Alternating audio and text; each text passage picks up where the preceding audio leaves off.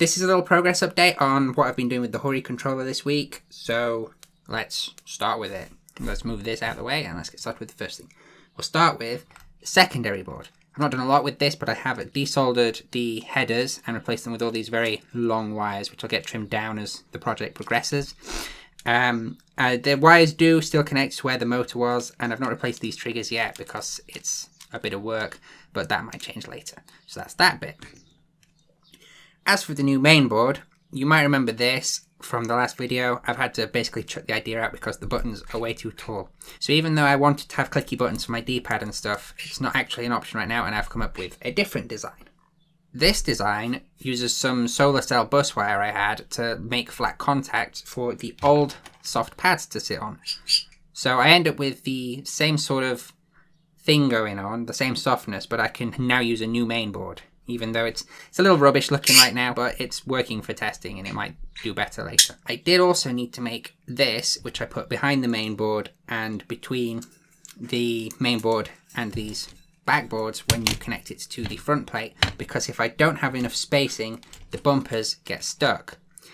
And it turns out these prototyping boards are thinner and much less rigid than the original board, so I end up with that problem, and 3D printing has solved it for me. To show that everything works, I'm going to put this, and this all in this with some buttons, just to show that everything sort of fits and works for now, even if not properly hooked up.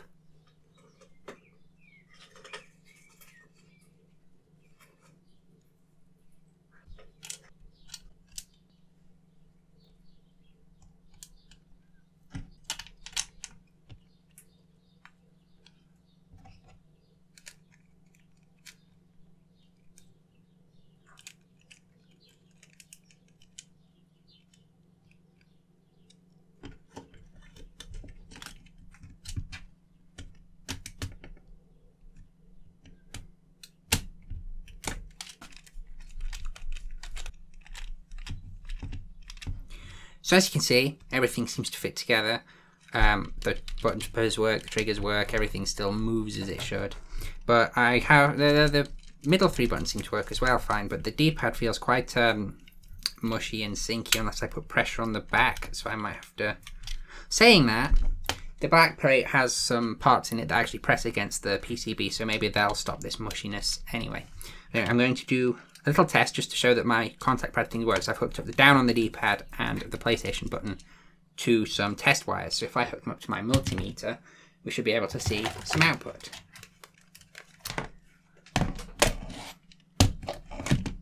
I just need to find the right wires.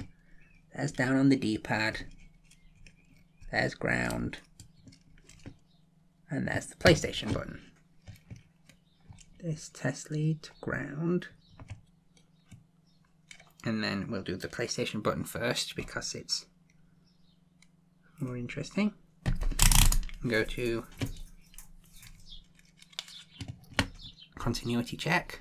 Then right now there's no continuity, but if I press the PlayStation button, we get a number. And there's no beep because it's not a zero resistance connection, but there is a connection there. And it actually varies depending on how hard I press the button, which is interesting. So I'll have to make sure whatever microcontroller logic I use works with that.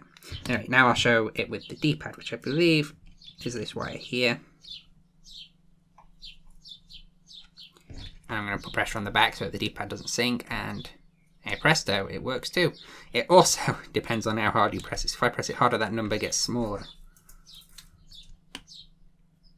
as you can see. So there you go, the test works, the contact pads work, which is nice. They just need some refinement. So that's the controller itself. That's what I've done with the actual controller. I've not hooked anything up yet, and I have some other considerations I need to make first, like, will I use the touchpad? How do I fit an Arduino in this thing? And where the heck do I put a gyro? So they're things I need to consider before I progress any further. So that's that for the controller. I have one more thing to consider, and that's this old main board, which I want to reuse in some capacity. So let's talk about that next. Okay, so this main board as a whole is basically completely useless, but I can still potentially use it for other things. So let's talk about what I've changed on it so far. I accidentally removed the battery, which was unfortunate, but there are these two test pads I was able to use. Battery minus is actually connected to ground, so I was able to use add a ground wire. And then battery plus has this little test pad, so I can now use test leads to attach an external battery for when I test with this. I've also added 2 wires to the T reset and the T interrupt pins of this connector.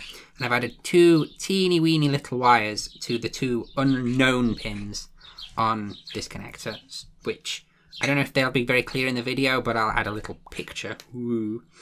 And they will be used to help identify what the 2 pins are individually. I assume one is data and one is clock, but I need to test for sure. And then hopefully I'll be able to use it to work out how to communicate with this touchpad and use that in another project, maybe even the same controller. So that basically covers everything I wanted to talk about this week. So, okay, thanks, love you, bye, TM.